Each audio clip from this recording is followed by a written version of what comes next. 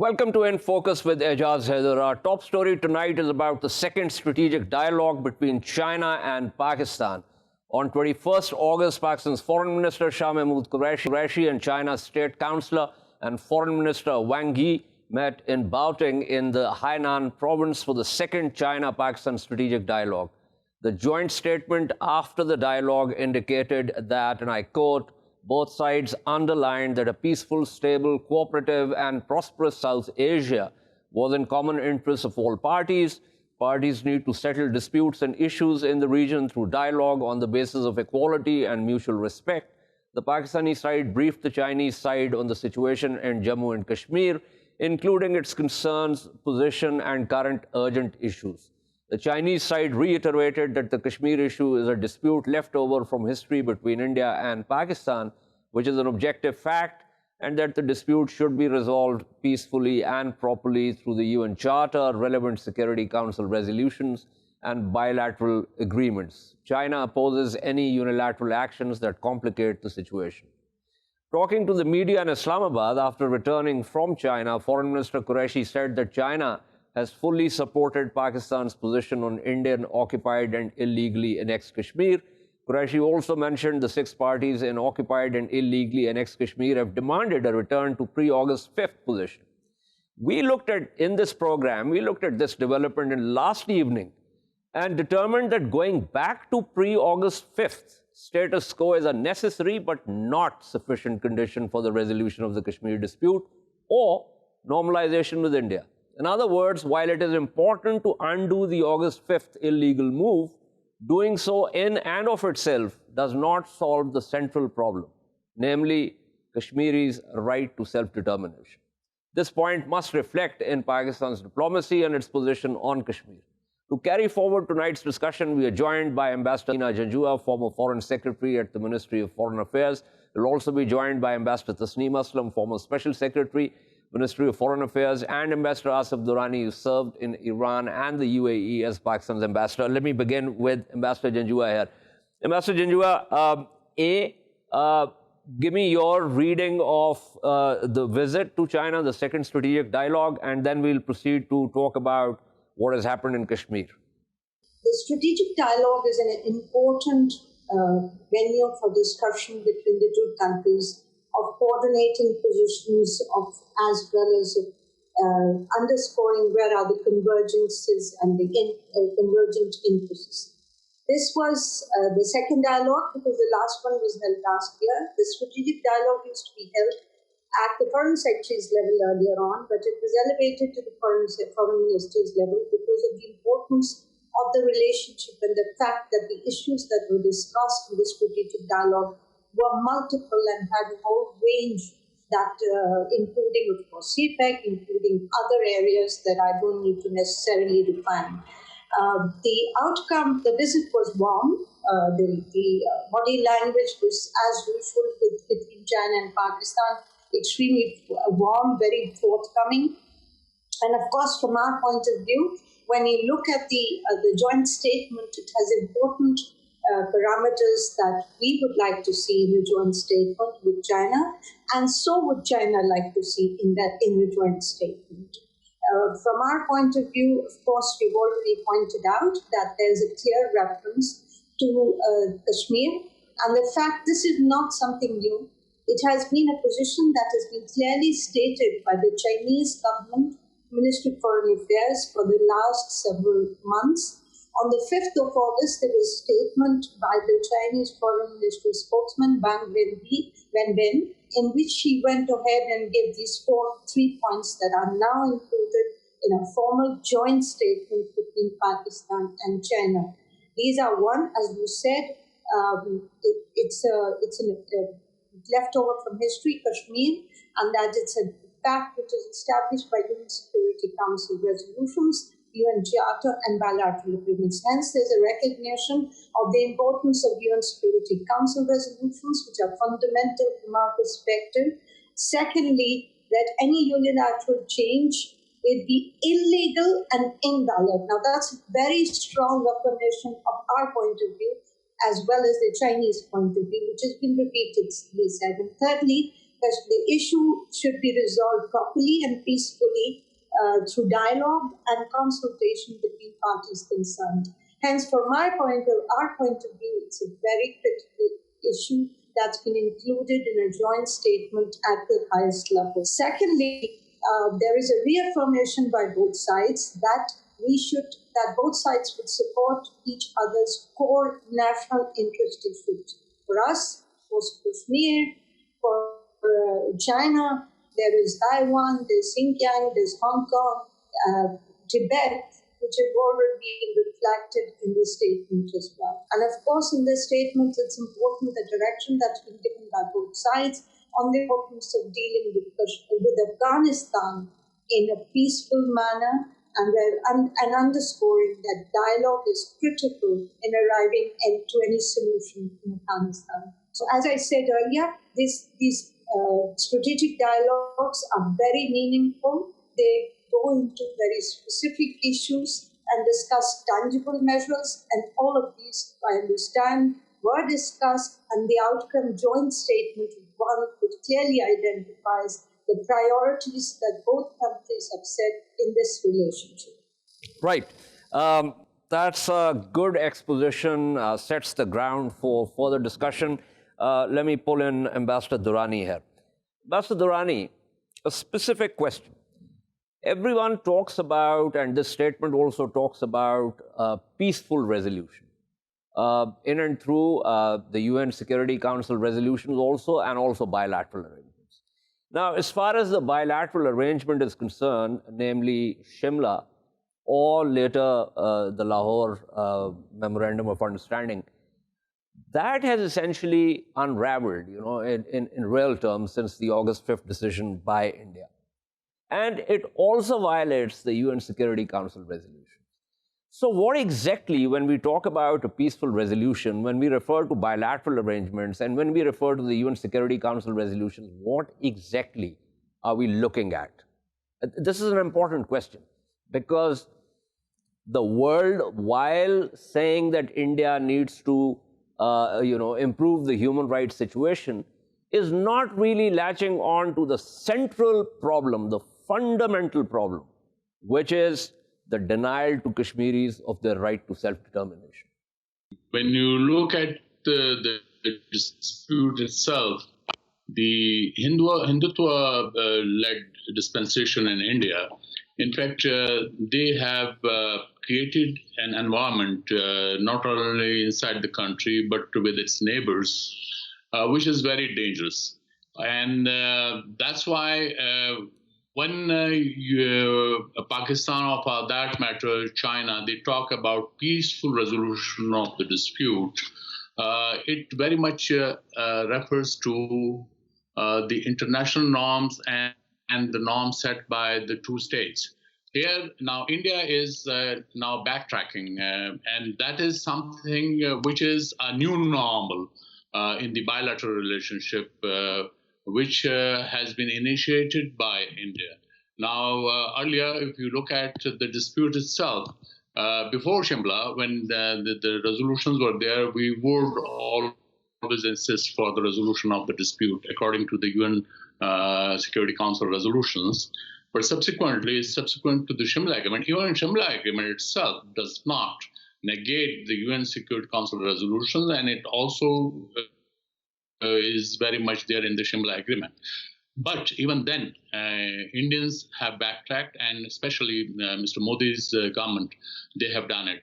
They say that doing away with the special status of the Indian Jammu and Kashmir was very much in their manifesto. But something, a wrong interpretation cannot justify Indian action.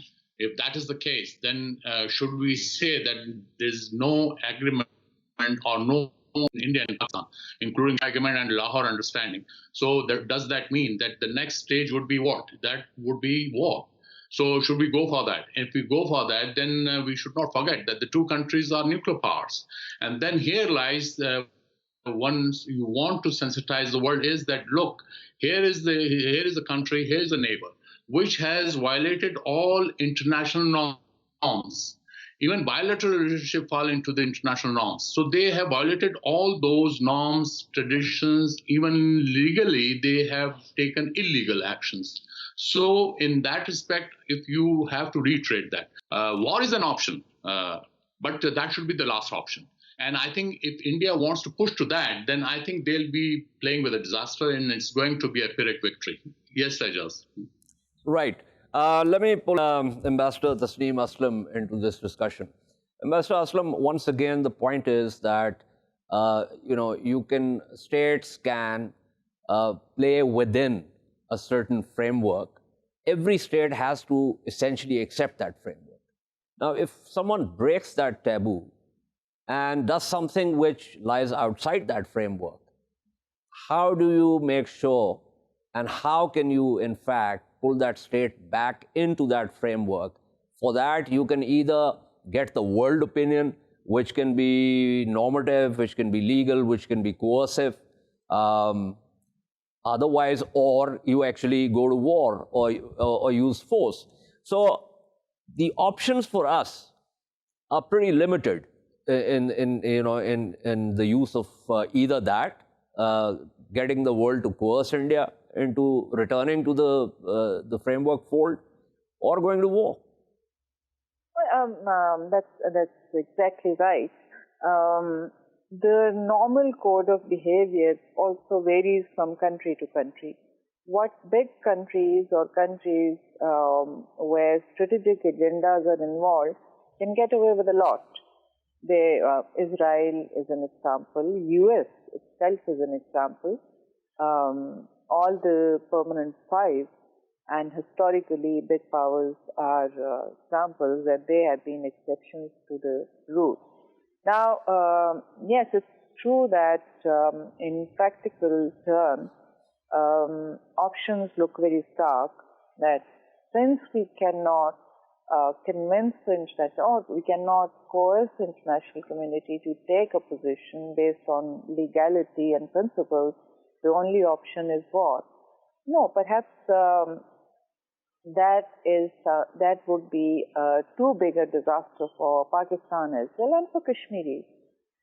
So it is not an option that you can exercise without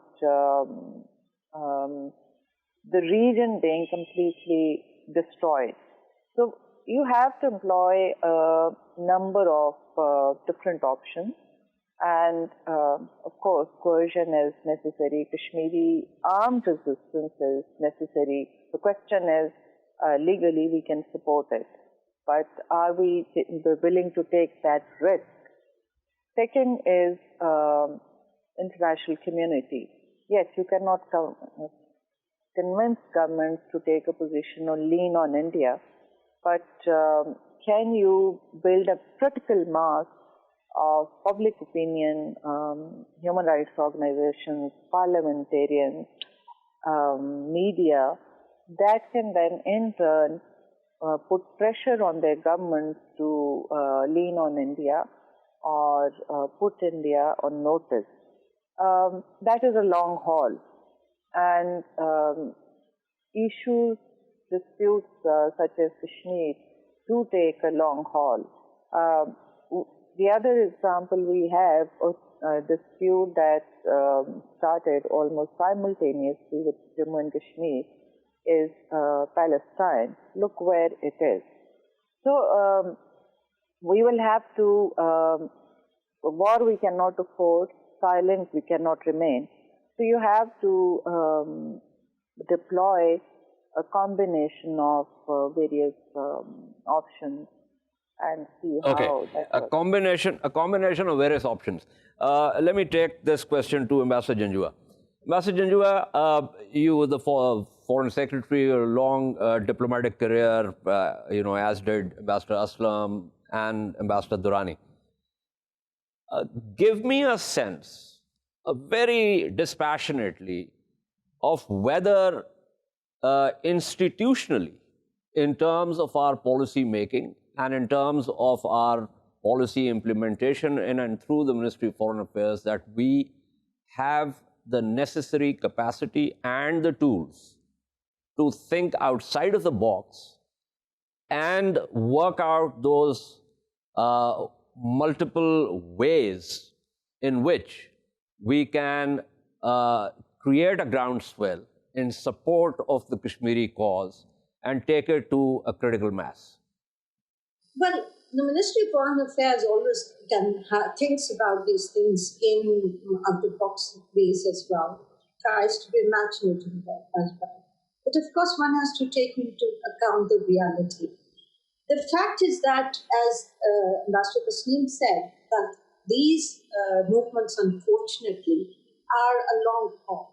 You look at, for example, the movement, anti-apartheid movement in South Africa, which took years and years of both internal effort and external support that they were able to achieve a free South Africa for the blacks of Africa, if I might say so. So it is important. Yes, of course, the Ministry of Foreign Affairs can think out of the box, but it's not a question of the Ministry of Foreign Affairs only.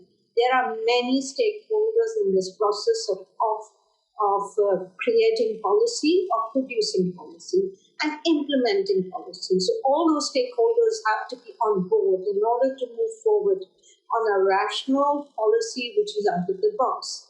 Secondly, I have always said it that it's, and Tasnim has just referred to it as well, we do not, at this point in time, when we find ourselves in a difficult, the Kashmiris in a difficult situation, it is not going to be just the Ministry of Foreign Affairs, but the multiplicity of stakeholders, the multiplicity of actors in Pakistan and outside Pakistan that have to put their heads together and work together to start off or to support a resistance to continue the resistance within Kashmir.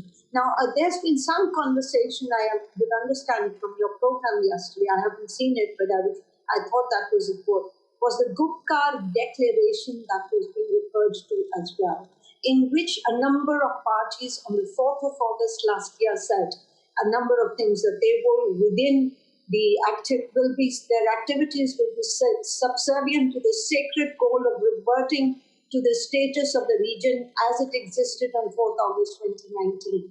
Now, as far as Pakistan is concerned, we have, as a policy level, always said that Article 370 does not fulfill the requirements of the UN Security Council resolution. And hence, we need to start looking beyond, outside the box as far as, in Pakistan also, we sort of get sometimes blindsided by this 370. 370 puts the entire context within the Indian Constitution, whereas we are looking at the entire issue of resolution or solution for Jammu and Kashmir on the basis of the UN Security Council resolutions. And therefore, we need to start from that premise now. The resistance in Kashmir is difficult, but it has started, and it is all of us, whether the academia, whether it's parliamentarians, whether it's the media, whoever it is in Pakistan and outside Pakistan, we have to learn from resistance movements outside on how to work this out. Because the military option, as we discussed earlier by my other colleagues, is perhaps a little difficult one. But we need to look at how logically can we have a resistance movement work from the basis that it is right now, unfortunately, with the help of all of us in Pakistan, not just the Ministry of Foreign Affairs, the academia, the media, the television networks, everyone has to come on board. Unfortunately, some of our media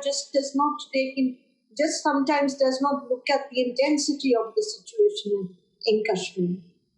We need to all come on board with a very clear strategic vision of where we can take the Kashmir issue and the resistance in Kashmir. I absolutely agree with you. And no, when I said Ministry of Foreign Affairs, I said in terms of implementation. Obviously, in terms of conceptualization, in terms of various other inputs, there are multiple stakeholders and everyone has to coordinate and come on board and actually formulate a policy. And yes, absolutely, as I said in my opening, this statement by the 6 parties with reference to going back to the pre-August 5th decision is a necessary but not sufficient condition for either resolving Kashmir or normalization with India. But thank you so much to Ambassadors Janjua, Aslam and Durrani for speaking with us. We shall take a short break and return to discuss Pakistan's ongoing efforts to facilitate a dialogue in Afghanistan. Stay with us.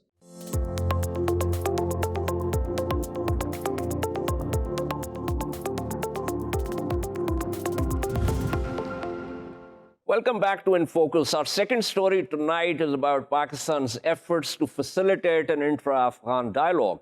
Pakistan has invited key Taliban negotiators to its capital to push for peace talks to end the conflict in neighboring Afghanistan.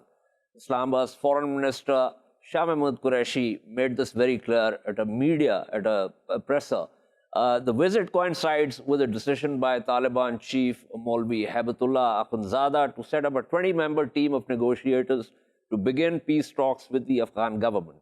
The Taliban and the Afghan government had signaled that they were prepared to start talks immediately after the Eid al-Azha, which ended earlier this month, but the process remains bogged down over a controversial prisoner swap. The delegation is in Islamabad, and we'll have a round of talks with them tomorrow as part of efforts aimed at building mutual confidence. This is again Shah Mahmood Qureshi speaking to the press. He also said that Islamabad had invited the Taliban to Pakistan to stress the importance of talks, saying negotiations were the only way forward in Afghanistan. This is for Afghans to reconcile, and our task is that of facilitator. He also added that the main objective is to secure peace, and the next phase should be the start of intra-Afghan dialogue. To discuss this further, we are joined by Rahimullah Yusufzai, resident editor of the News, and Hadith Pardes, a journalist based in Kabul. Let me begin with Mr. Yusufzai here. Mr. Yusufzai, what do you think of this? This is, in fact, Mullah Baradur's second visit to Pakistan in the last 10 months.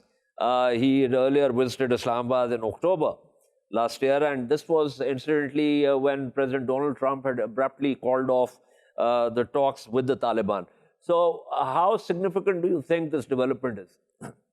That visit in October was very significant because, as you mentioned, the talks had broken down, and Trump had said that there would be no more talks with Taliban. So Pakistan then took the initiative, invited the Taliban delegation, which was also headed by Mullah Durrani Birader, and Zalmay Khalilzad was also invited, and Pakistan was able to arrange their meeting, and that actually helped resume the talks between the US and Taliban, and eventually in February we had the Doha peace agreement. So that was, a troubleshooting by Pakistan.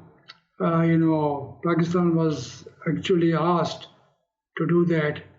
And now again, I think there are hurdles in getting the Doha deal implemented. We know that the prisoners exchange has not been completed. 320 Taliban prisoners still have not been released, and the Afghan government says that 22 of their commandos are still in the custody of Taliban. So that process must be completed. It was supposed to be completed by 10th of March, and then on the same day the inter-Afghan dialogue was to start, but it never happened. So I think this is a new effort, a new initiative by Pakistan, and that's why Taliban delegation has been invited. I hope that this initiative also leads to success as it happened the last time in October. So the meeting today, do you think that focused on essentially Pakistan saying to the Taliban that perhaps you need to show some flexibility and at least begin the talks and then work out other issues? Do you think that has been the Pakistani approach? I think both sides have to show flexibility. It's not only Taliban but also the Afghan government. And they must complete the process of prisoners exchange. because Taliban has said so many times that they won't enter into this inter-Afghan dialogue unless all their prisoners are released. Now we also have other hurdles like the French and the Australians saying that about 6 Taliban prisoners should not be released because they have killed their soldiers. So I think that there is more than one hurdle, and the Afghan government is saying it is talking to France and Australia to resolve that issue. But I think that the hurdles, they looked small initially, but now they are looking formidable. And unless you have all these prisoners released, I don't think that the talks will begin. Taliban are being asked that, okay, maybe they should understand that these 320 prisoners would be eventually released, but they must start the dialogue before that. But I don't think that Taliban would accept that. They would actually insist that the Doha peace agreement should be faithfully implemented, and then we can have peace talks, and in the peace talks then they can talk about the ceasefire, which is very important to prepare the ground for the success of the talks. Right. As far as France and Australia are concerned, I believe they send soldiers to fight a war, and in war people either kill or they get killed. So I don't see how their objection is really critical to this peace process. But let me go to Hadith Pardes here. Mr. Pardes, you heard Rahimullah Yusufzai. Give me your reading of the discussions in Islamabad and Pakistan's facilitation of the process. Thank you very much for having me. I think obviously no one can deny from the important role of Pakistan in Afghan peace process, and however the Pakistani government had already declared that they would play their important role, but still in Afghanistan, and more specifically the Afghan government and the Afghan elites are a bit suspicious about that. But the important point is, as Yusufzai have mentioned, that at the time being, unfortunately, the intra-Afghan negotiation, which was supposed to start as, it should be kick off very soon, but it seems that new hurdles are making, and the Afghan government and also the Taliban, they are trying to, or they are insisting on their, the Taliban, they're insisting to releasing of the prisoners, and the Afghan government is insisting to releasing of the commandos. But we hope that the Pakistani government play its important role in, as earlier mentioned, that at least the Taliban for the time being start the intra-Afghan negotiation. But it seems it would be a bit difficult that the Taliban accept. But let's hope at least the one side should compromise, and that would be a very important point, that the intra-Afghan negotiation kick off, and then after that the other remaining parts they can discuss on it. Right. Let me go back to Yusufzai. Rahimullah Sahab, the point really is that Pakistan faces a strange kind of problem, and that strange problem is that if and when it gets into any kind of mode, people begin suspicious, and they start thinking in terms of Pakistan trying to influence the process. And when Pakistan stays back and tries simply to facilitate, then the other states, including the United States and Kabul and others, they want Pakistan to play a more central role. So how do we resolve this dilemma? That is the dilemma which Pakistan has been facing for years. As you mentioned, the US is very keen that Pakistan should play a more significant and active role in the Afghan peace process.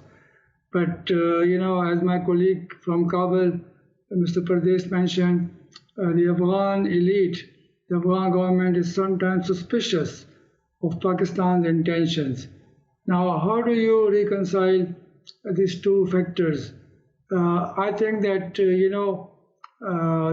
the Afghan peace is in the interest of not only Afghanistan but also Pakistan.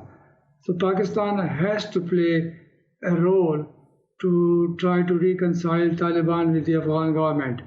If you look at it, in the past, the Afghan government has sometimes objected to the visits by Taliban to Pakistan. And they even objected to Taliban visits to other countries and that they were given a proper protocol. So, Taliban are a key player now, and everybody wants to engage them in talks. So if you don't invite them, if you don't give them the required, protocol, then these visits will not take place. I think that, we should stop suspecting each other's intentions. And it's time to try to cooperate because, what will Pakistan gain, if Taliban become part of the system in Afghanistan? I think Afghanistan will gain because Taliban, they are, a very critical partner in this process. And that's why the Afghan government, the Americans, everybody wants to negotiate with them. That's why there were talks for 18 long months between the US and Taliban, and eventually they had this peace agreement. So I think we need a similar kind of a very sustained process, inter-Afghan dialogue. And Pakistan, Qatar, the US, even China, they would have to play the role of a facilitator. Otherwise, I think this process will be bogged down, not once, but maybe many times. Correct. Mr. Pardes, one reason that I think it is absolutely important for the intra-Afghan dialogue to start, and as we have determined during this discussion that both sides will have to show flexibility, but my point is that I consider it extremely important because without starting talking, there's not going to be a ceasefire, and I think ceasefire is crucial because much of the violence gets directed towards civilians and they unfortunately die or get displaced. But another important reason is that you also have these extremist fringe groups like Daesh and Al-Qaeda affiliates and other freelance mercenaries. It is important for Kabul and the Taliban to strike some kind of joint posture in dealing with these other threats. True.